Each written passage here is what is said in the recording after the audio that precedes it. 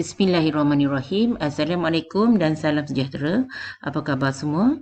Jom pasak sejarah bersama dengan cikgu, dan pada sesi kali ini cikgu akan sentuh mengenai Kesultanan Johor Riau. Ini adalah bab 6 untuk tingkatan 2 ya. Dan untuk sesi pada kali ini cikgu akan sentuh mengenai 6.1 iaitu pengasasan Kesultanan Johor Riau. Dan tanpa membuang masa lagi, jom pasak sejarah bersama dengan cikgu untuk tajuk ni. Mula-mula kita akan lihat tentang pengasasan Kesultanan Johor Riau. Kerajaan Johor Riau ni sebenarnya telah diasaskan oleh Raja Ali yang merupakan putera Sultan Mahmud Shah dan Tun Fatimah. Dan Raja Ali telah menggunakan gelaran Sultan Alauddin Rakyat Shah I. Malah, Bendahara Seri Nara Diraja telah dititahkan untuk menghimpunkan rakyat untuk membuka negeri di pesisir Sungai Johor. Jadi itu tentang pengasasan kerajaan bagi Johor Riau, di mana cikgu ulang lagi, yang mengasaskan kerajaan Johor Riau ni ialah Raja Ali yang kemudiannya memakai gelaran Sultan Alauddin Rakyat Shah I. Okey, kemudian kita lihat pula kepada pusat pemerintahannya. Okey, pusat pemerintahannya yang pertama ialah di Kota Kara di Pekan Tua. Okey, dalam peta kita boleh lihatlah di mana ini adalah kawasan Pekan Tua, dan Sultan Alauddin Rakyat Shah I ni telah membina pusat pemerintahannya di Kota Kara Pekan Tua, iaitu pada tahun 1528. Kota Kara ni terletak berhampiran dengan sungai yang lebar dan dalam, dan ini sebenarnya telah memudahkan kapal untuk keluar masuk. Dan kawasan di sekelilingnya dia adalah kawasan yang berbukit bukau di sekitar Kota Kara, dan secara tidak langsung kawasan yang berbukit bukau ni telah menjadi benteng pertahanan daripada ancaman luar. Jadi itu pusat pemerintahan di Kota Kara Pekan Tua. Okey, kemudiannya kita lihat yang ketiga iaitu pusat pemerintahan Kota Sayung di Sayung Pinang. Di sini mengapa pusat pemerintahannya berada di Kota Sayung pula, disebabkan oleh Kota Kara pada waktu ni telah diserang dan telah dimusnahkan oleh Portugis pada tahun 1535. Dan Sultan Alauddin Rakyat Shah I telah berundur, dan akhirnya baginda membukalah pusat pemerintahan di Kota Sayung. Okey, ini kawasan di Kota Sayung. Dari Pekan Tua telah membuka pusat pemerintahan yang baru iaitu di Kota Sayung, Sayung Pinang. Okey, kemudiannya kawasan ni dilihat lebih selamat kerana kapal perang sukar untuk melintasi sungai yang sempit. Sebab tu kenapa kita lihat Sultan Alauddin Rakyat Shah I telah berundur dan kemudiannya telah membuka ataupun dan kemudiannya telah membina pusat pemerintahan di Kota Sayung, Sayung Pinang. Kemudian yang keempatnya, kita lihat pula pusat pemerintahan Kota Batu, Johor Lama. Okey, di sini di mana Sultan Alauddin Rakyat Shah I telah memindahkan pusat pemerintahannya ke Kota Batu, Johor Lama. Kota Batu, Johor Lama juga dikenali sebagai Tanjung Batu. Kenapa Sultan Alauddin Rakyat Shah I memindah pusat pemerintahannya? Disebabkan oleh kedudukan di Tanjung Batu ataupun Kota Batu Johor Lama ni, kedudukannya yang strategik di Sungai Johor yang lebar dan dalam. Malah ia juga telah memudahkan kemasukan kapal dagang. Jadi itu kita lihat dari segi pengasasan Kesultanan Johor Riau, dari segi raja yang mengasaskan Kesultanan Johor Riau ni, dan kemudian pusat pemerintahannya yang tiasa bertukar dari satu tempat ke tempat yang lain. Sebab apa? Kalau kita lihat perpindahan pusat pemerintahannya adalah untuk menjaga kedaulatan Kesultanan Johor Riau itu sendiri. Okey, kemudian kita pergi pula kepada cabaran ke arah kegemilangan. Di sini kita lihatlah untuk Johor mencapai ke arah kegemilangannya, pelbagai cabaran telah dihadapi oleh Johor. Okey, yang pertamanya ialah persaingan Johor, Aceh dan dan juga Portugis. Ini tiga kuasa ni lah di mana ketiga-tiga kuasa ni telah bersaing antara satu sama lain hinggalah berlakunya peperangan untuk menguasai Selat Melaka antara tiga kuasa ni. Antara kalau kita lihat tiga kuasa ni inilah Johor, Aceh dan juga Portugis. Dan peperangan yang berlaku di antara ketiga-tiga kuasa ni dikenali sebagai Perang Tiga Segi ataupun Perang 100 Tahun. Dan peperangan ni akhirnya berakhir apabila Johor telah membantu Belanda untuk mengalahkan Portugis dan seterusnya Belanda telah menguasai Melaka pada tahun 1641. Maksud di sini Portugis dah kalah lah. Melaka mula dikuasai oleh Portugis pula pada tahun 1641. Dan Aceh pula mula mengalami kemerosotannya selepas kemangkatan Sultan Iskandar Thani.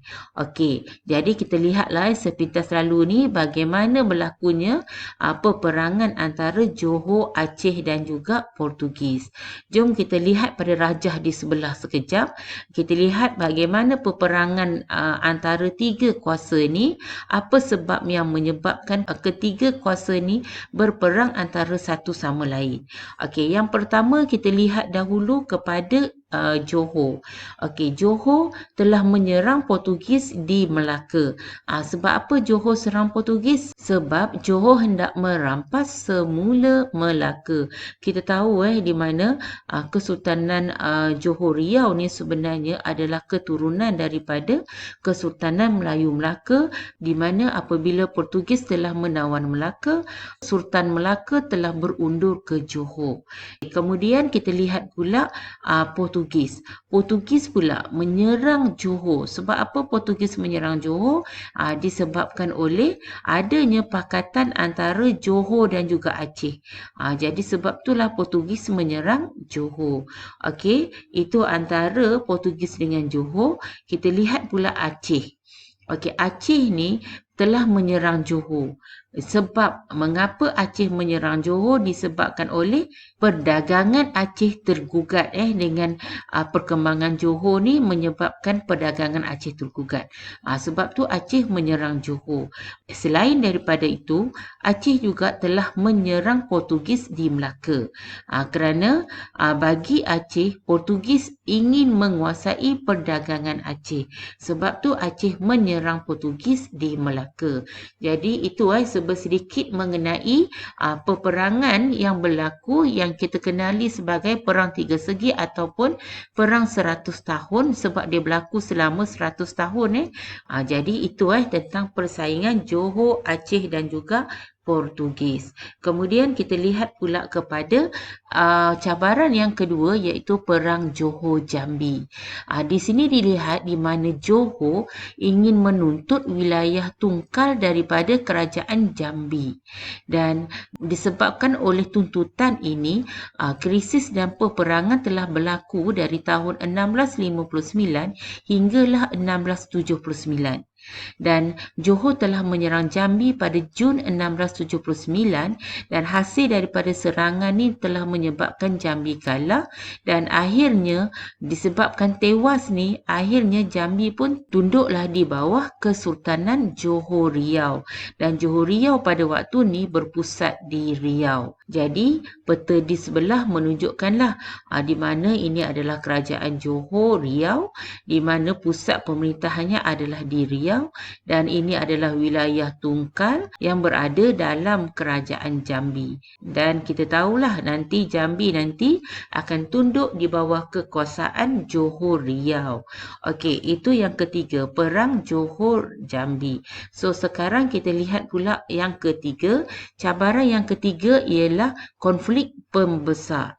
Okey, di sini dilihat berlakunya konflik yang berlaku di antara Bendahara Tun Habib Abdul Majid dan juga Laksamana Tun Abdul Jamil. Berlakunya konflik antara dua pembesar ni adalah disebabkan untuk menguasai pemerintahan kerajaan Johor Riau. Walau bagaimanapun, persaingan ni kalau kita lihat telah berakhir dengan pengunduran Laksamana Tun Abdul Jamil ke Terengganu.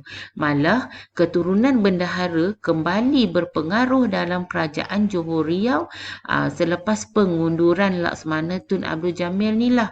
Dan kemudian selepas Tun Habib meninggal dunia, dia telah dikenali dengan gelaran Bendahara Padang Saujana. Dan jawatan bendahara kemudiannya telah diganti oleh anaknya sendiri, iaitu Tun Abdul Jalil. Jadi itu sedikit mengenai konflik pembesar yang berlaku antara siapa tadi? Antara dua orang pembesar ni, iaitu Bendahara Tun Habib Abdul Majid dengan Laksamana Tun Abdul Jamil. Okey, jadi itu tentang konflik pembesar. Jadi kita lihat pula cabaran yang keempat, iaitu ancaman Raja Kecil. Siapa Raja Kecil ni? Raja Kecil ni sebenarnya telah menyerang Johor pada tahun 1718 kerana menuntut tahta kerajaan Johor.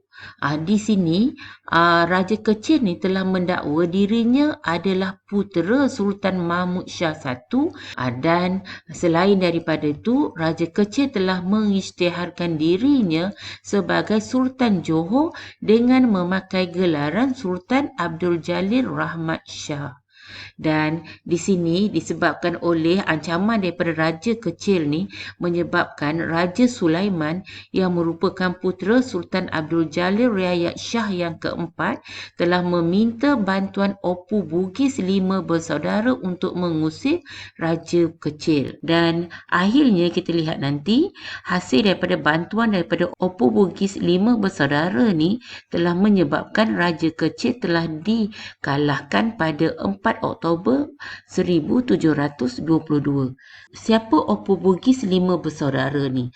Opu Bugis adalah gelaran untuk kerabat diraja Bugis Luwu di Sulawesi Selatan. Dan antara yang terkenal termasuklah Opu Bugis 5 bersaudara. Opu Bugis 5 bersaudara ni terdiri daripada Daing Parani, Daing Menambun, Daing Merewah, Daing Celak dan juga Daing Kemasi. Sebab tu kita kenali dia ataupun kita panggilnya sebagai Opu Bugis 5 bersaudara sebab mempunyai 5 saudara di sini. Dan mereka inilah yang akhirnya telah berjaya mengusir Raja Kecil, dan Raja Kecil kemudiannya telah dikalahkan pada 4 Oktober 1722. Kemudiannya, Raja Sulaiman telah ditabarkan sebagai Sultan Johor dengan gelarannya Sultan Sulaiman Badrul Alam Shah. Dan Daing Merewah telah dilantik sebagai Yang di-Pertuan Muda ataupun Yang Tuan Muda Bugis yang pertama di Johor. Jadi inilah cabaran yang telah dihadapi oleh Kesultanan Johor Riau ke arah kegemilangannya. Cikgu ulang balik.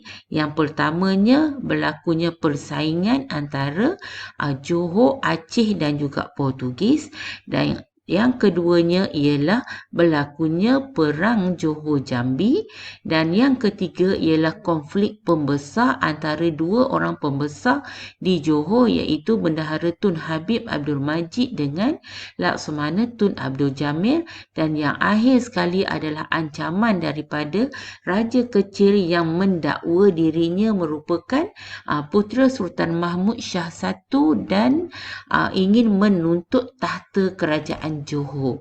Okey, itu tentang cabaran yang dihadapi. Sekarang kita lihat pula strategi yang digunakan oleh kerajaan Kesultanan Johor Riau dalam menghadapi cabaran ni. Okey, yang pertamanya, apa yang Kesultanan Johor Riau lakukan ialah dengan memindahkan pusat pemerintahannya. Dan kenapa pusat pemerintahan Kesultanan Johor Riau ni sentiasa bertukar ataupun berpindah? Kalau kita telusuri di sini, pusat pemerintahan Kesultanan Johor Riau ni terletak di sepanjang pesisir Sungai Johor. Malah kegemilangan Johor Riau telah diteruskan di Kepulauan Riau Lingga semasa pemerintahan Sultan Ibrahim pada tahun 1677 hingga 1685. Dan pusat pemerintahan dia sering berpindah. Sebab apa sering berpindah? Ini dikatakan disebabkan oleh keperluan strategi ketenteraan dan pertahanan serta muslihat untuk mempertahankan diri daripada ancaman Portugis dan juga Aceh. Okey, itu tentang pemindahan pusat pemerintahan. Strategi yang pertama. Strategi yang kedua ialah dengan membina kota pertahanan. Kota pertahanan ni sering berubah mengikut lokasi pusat pemerintahan dia. Dan kita lihat kan lokasi pusat pemerintahan bertukar, berpindah randah antara satu kawasan ke kawasan yang lain, dan begitu juga dengan kota pertahanannya sebab mengikut lokasi pusat pemerintahan dia. Dan kota pertahanan ni dia mempunyai bentuk serta ciri yang tersendiri. Okey, contoh kita ambil pada Kota Kara, di mana Kota Kara ni telah dibina semasa pengasasan kerajaan oleh Sultan Alauddin Riayat Shah I. Pengasas kerajaan Johor Riau lah. Kemudian, Kota Kara ni dilihat terletak di kuala Sungai Teluk. Dan pagar telah dibina dengan pancang kayu besar setinggi ejaan sedikit, setinggi 40 kaki bersamaan dengan 12 meter lah, dan telah diperkuatkan dengan adanya peralatan perang iaitu bedir dan juga meriam. Jadi ini kita lihat telah membina kota pertahanan. Contoh diberi kat sini adalah kota pertahanan Kota Kara. Kemudian kita lihat pula strategi yang ketiga, iaitu strategi yang ketiganya ialah menjalinkan hubungan dengan Belanda. Ini strategi ini telah dilakukan oleh Kesultanan Johor Riau di mana ia telah mengadakan perjanjian persahabatan dengan Belanda. Malah dasar berbaik-baik dengan Belanda ni adalah strategi lah untuk menghadapi ancaman daripada Portugis di Melaka dan juga Aceh.